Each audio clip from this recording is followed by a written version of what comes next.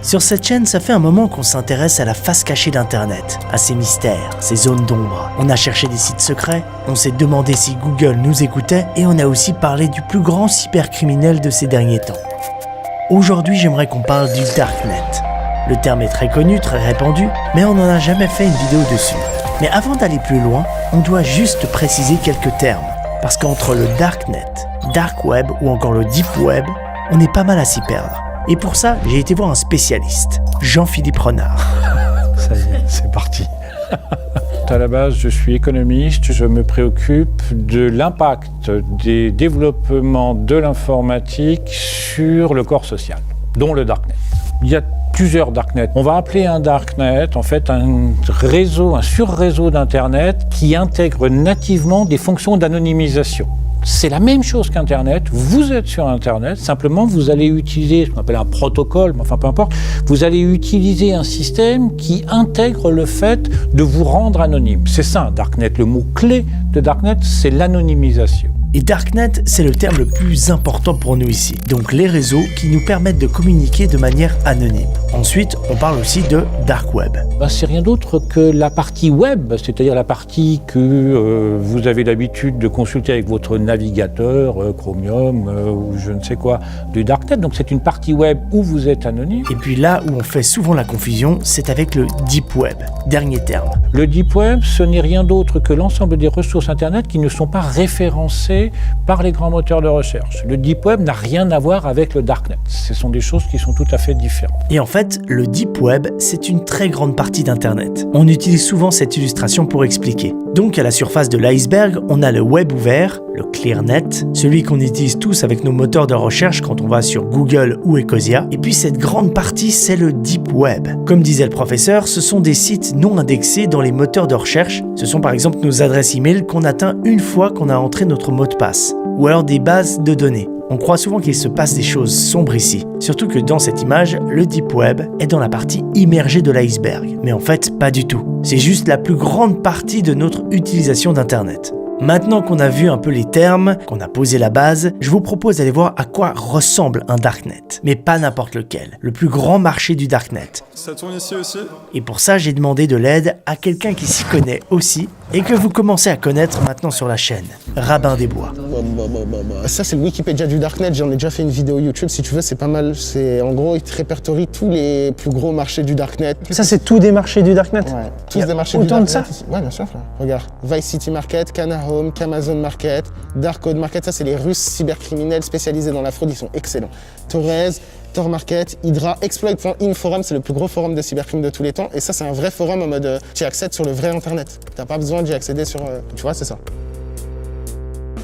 Et comment ça se passe? Il y a plusieurs types de Darknet. Le Darknet avec Tor, c'est celui qui est le plus connu. Tor, c'est juste un logiciel que vous pouvez télécharger en 2 clics, ouvrir, et après vous avez ce qu'on appelle des points oignons. C'est comme si vous avez des URL, juste ça finit par point oignon. C'est exactement comme le .com, le .fr pour l'Internet classique. Seulement, on ne peut pas utiliser les points oignons sur l'Internet classique. C'est réservé à Tor.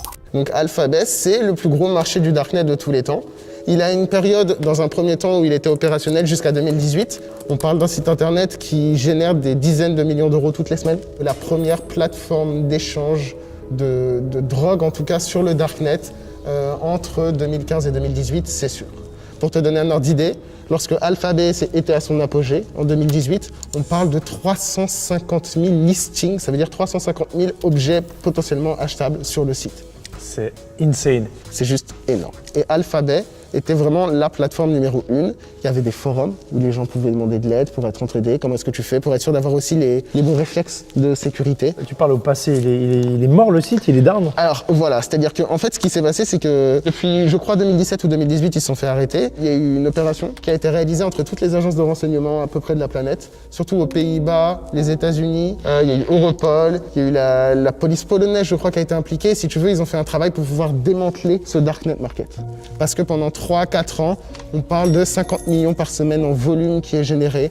On parle de fortunes qui sont générées. On parle de cartels qui utilisent Alphabet pour vendre leur cocaïne, par exemple. Ça, c'est 100% réel. On parle aussi d'une infrastructure. C'est-à-dire que tu as des modérateurs qui, eux, sont payés. Tu as des community managers qui, eux, sont payés. On parle vraiment d'un écosystème à part entière qui génère des millions. On arrive aujourd'hui encore à se balader un petit peu dedans ou à montrer qu'est-ce qu'on peut trouver ou... En gros, je vais t'expliquer l'histoire, comment ça s'est passé. Jusqu'à 2017, tout allait bien. Et comme je te disais tout à l'heure, l'un des administrateurs qui s'appelait Alpha 02, Alexandre Caz, lui s'est suicidé dans sa cellule parce qu'il s'est fait arrêter. L'autre administrateur, qui n'a pour l'instant apparemment jamais été retrouvé, il s'appelle The Snake. Et The Snake, c'est quelqu'un qui est super connu sur la communauté du cybercrime parce qu'en fait, avant Alphabet, si tu veux, le plus gros marché du cybercrime avant, c'était Evolution Market. Et avant ça, c'était TCF, Tor Carding Forum. Et The Snake, c'est un mec qui était administrateur et parfois modérateur sur ces deux plateformes. Donc c'est un mec qui est super connu. C'est un mec vraiment, ça fait 10-15 ans qu'il est dans le cybercrime. Depuis 2017, il avait disparu. Tout le monde pensait qu'il s'était soit fait arrêter, soit fait tuer, au même titre que Alexandre. Mais là, récemment, il y a moins d'un mois, il est ressurgi avec un manifesto expliquant que, petit 1, le FBI avait forcé à se suicider Alexandre Caz, donc son collègue, que concrètement, lui, sa mort, il juge qu'elle est inacceptable, que ce mec n'avait jamais eu de pensée suicidaire et que c'est forcément un coup monté des États-Unis parce qu'il voulait pas qu'il raconte des choses, parce que quand tu as un marché comme ça et quand tu diriges un marché comme ça, tu connais des choses que très peu de personnes connaissent. Mec, c'est ouf que j'étais venu juste découvrir le Darknet et puis tu me racontes une enquête de ouf là. En gros, si tu veux, donc, lui, il fait un message à la base sur Dread. Dread, c'est le Reddit du Darknet. C'est un petit peu là où les gens parlent, ils communiquent. Il explique clairement qu'il revient pour, 1, la mémoire d'Alexandre, 2, pour refaire le plus gros Darknet market de tous les temps. Et en fait, il signe son message avec une clé PGP privée. Je vais pas rentrer dans la technique, juste en gros... Ça prouve que c'est lui. Exactement. Ça veut dire, c'est comme si moi, là maintenant, je te dis un mot, et toi, tu sais exactement c'est quoi le mot que tu dois me répondre, et parce que tu me réponds ce mot, ça veut dire que c'est lui. Comment est votre blanquette? La blanquette est bonne. Il y a les mecs qui se disent, ok, c'est vraiment un malade mental absolutiste, autodestructeur, qui veut vraiment aller jusqu'au bout et qui a relancé le marché. Et il y a d'autres personnes qui pensent qu'il est à la merci du FBI, de la CIA et de la NSA, et que tout ça est ce qu'on appelle une opération de honeypot, c'est-à-dire un pot de miel dans lequel les gens vont aller dessus pour après, pour les services de renseignement, avoir de plus en plus d'informations. Ouais, 2 scénarios. Soit c'est lui qui revient en mode vengeur masqué et tout niqué, Exactement. soit il est manipulé par le gouvernement américain. Exactement. C'est soit l'un, soit l'autre. Alors pas forcément américain, Ok. mais une autre agence. Mais un comment autre on va truc. savoir? On sait pas. Pour l'instant, on vit le truc et on verra. Pour l'instant, c'est pas ce qui est sûr potentiellement jusqu'à présent, c'est que c'est lui qui écrit les messages.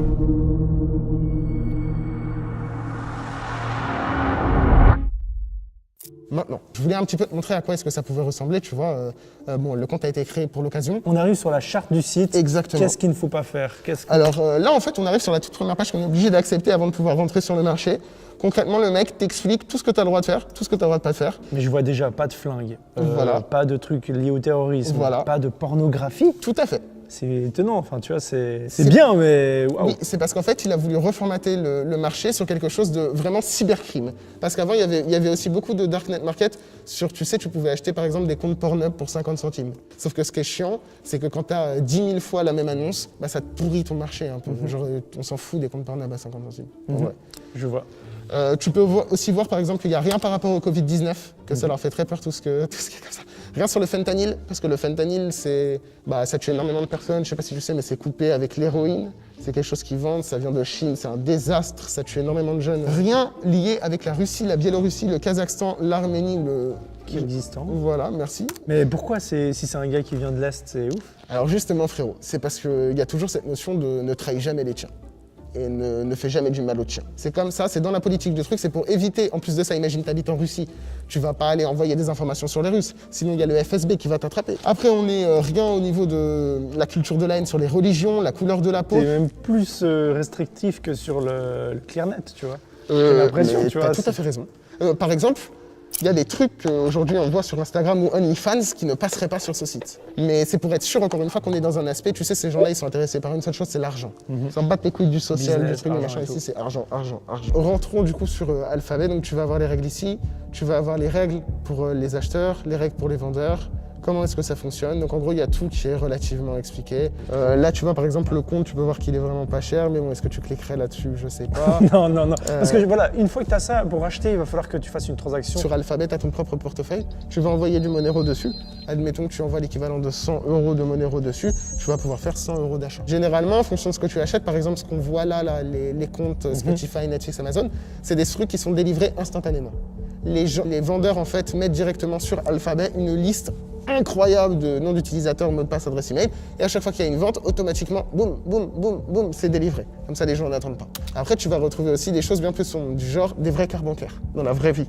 où un mec va vraiment encoder une carte bancaire avec des informations et lui va essayer de te vendre la carte derrière. Moi, je peux acheter ça et après, je peux l'utiliser pour acheter une Rolex ou une connerie et ça passe ou ça passe. Ça dépend de la durée. Voilà. Est-ce qu'on peut trouver des assassins, des mecs, des tueurs à gages? Pas vraiment, c'est-à-dire sur Mythe, Alphabet, non, il n'y a pas trop. Alphabet, non. C'est-à-dire Alphabet, tu vas pas vraiment trouver. Encore une fois, c'est un écosystème qui est basé sur l'argent. Donc tu vas pas trouver tout ce qui est assassin, vaudou, des trucs chelous, je sais pas quoi, mais tu peux trouver sur le Darknet. C'est quoi le futur d'Alphabet? Là, le site continue à vivre.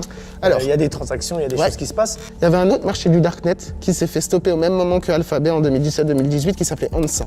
Et ANSA, les services secrets allemands et ceux du Pays-Bas ont laissé la plateforme ouverte volontairement, en se faisant passer pour l'un des administrateurs pour continuer d'accumuler des informations sur les clients, sur les trucs. Donc tu vois, donc c'est chaud. C'est-à-dire que même la police derrière, quand elle t'arrête, elle n'est pas en mode « bon, bah ça y est, écran, fin, rideau ». Pas forcément. Si elle a envie de laisser le marché encore ouvert et récupérer des infos sur les clients, sur les criminels, sur les trucs, elle peut le faire. Et elle l'a fait avec ANSA. Donc pour moi, de Snake, Alphabet, ça peut très bien être la CIA derrière. Genre vraiment. C'est un marché noir, mais ça va, c'est des petites choses. C'est pas encore les trucs trop dark que moi j'imaginais et tout, mais Oui. c'est méga intéressant. Hein. On trouve des choses... En fait, si tu veux vraiment les choses sombres dont tu parles, tout ce qui est tueur à gages, tout ce qui est les trucs bizarres de pervers sexuels avec des trucs chelous. Je veux pas forcément ça, mais c'est... J'ai capté. Mais ça, c'est aussi sur le Darknet, c'est juste que c'est des adresses qui sont plus privées, plus fermées, où tu rentres pas comme ça. Tout le monde connaît Alphabet. Tu vois, moi, ce que je t'ai montré là, ici, la réalité, c'est que n'importe qui pourrait te le montrer. Hein. Il y a plein de monde qui connaît le truc, qui peut te le montrer. C'est juste que, tu sais, c'est un petit peu comme Alice au Pays des Merveilles, en fait. Plus tu continues à suivre le putain de lapin et plus tu te rends compte de la dinguerie dans laquelle t'es. Et ben là, c'est pareil. Ok, alors on a vu à quoi ressemblait le Darknet. Enfin, essentiellement son côté glauque et illégal. C'est d'ailleurs l'idée qu'on se fait tous quand on parle de ça. Mais le Darknet, c'est pas juste ces marchés illégaux. Il y a aussi une utilisation totalement différente qu'on ne connaît pas bien. Et ça, Rabin des Bois et le professeur Renard m'en ont tout de suite parlé. Le fait de pouvoir naviguer de manière anonyme sur Internet peut intéresser d'autres personnes qui n'ont pas forcément de mauvaises intentions.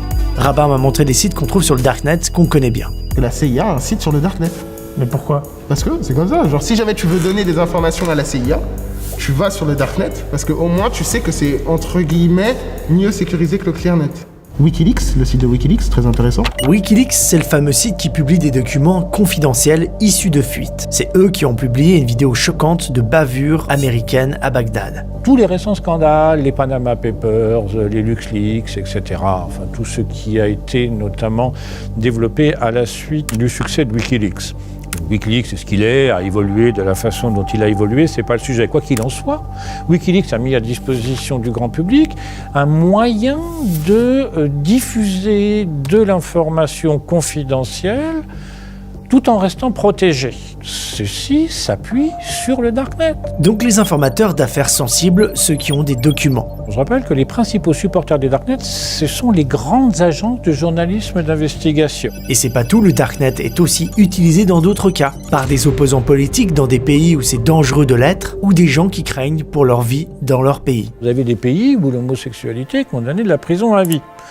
Les communautés homosexuelles dans ces pays, comme n'importe où, ont besoin de s'organiser, ont besoin d'échanger, de communiquer. Elles ne peuvent pas le faire naturellement puisqu'elles sont surveillées. Elles vont passer par le Darknet. C'est là encore un outil au service des libertés. Voilà, c'était notre tour dans le Darknet. Je trouvais aussi intéressant de terminer cette vidéo sur ce point. Dire que le Darknet ne sert pas uniquement à vendre ou à acheter de la drogue et des armes, mais que ça aide aussi des gens qui ont besoin de protéger leur identité, aider la liberté d'information. Pour réaliser ce contenu très intéressant, j'ai eu le soutien d'un partenaire en adéquation avec le thème de la vidéo, NordVPN. Je pourrais vous dire qu'il s'agit d'un des meilleurs VPN au monde, que ce service vous protège quand vous utilisez Internet sur votre ordinateur, votre tablette ou votre téléphone, que tu peux te connecter à plus de 5400 serveurs dispatchés dans 60 pays et te rendre totalement invisible, que ça bloque les logiciels malveillants, les tentatives de phishing quand tu voyages, mais pas seulement. Ça te permet aussi de contourner les restrictions géographiques et de profiter des catalogues de tes plateformes favorites, de découvrir les contenus suivant le pays que tu as choisi ou suivre ceux de ton pays. Mais tout ça, vous le savez déjà. Alors je vais plutôt vous parler des nouveautés qu'ils ont ajoutées dans leur service et qui sont assez exceptionnelles. la protection anti-menace. Elle va analyser tous les fichiers que tu télécharges et éliminer s'ils contiennent un logiciel malveillant. Et aussi, ça garantit votre confidentialité en bloquant tout de suite les trackers et les publicités intrusives. Et cette option, elle est active même si vous n'êtes pas connecté à un serveur VPN. Et bien sûr, c'est gratuit, c'est juste une fonction de plus avec les services de NordVPN. NordVPN fête leurs 10 ans, donc à cette occasion, il y a une offre spéciale et une bonne grosse réduction pendant quelques temps. Toutes les infos sont en description. Merci à eux de sponsoriser cette vidéo qui parle d'informatique, d'endroits moins connus de l'internet, qui nous fait un peu les boules mais qui peuvent aussi sauver des vies. Je vous remercie d'avoir regardé ce contenu et moi je vous donne rendez-vous dans une prochaine vidéo.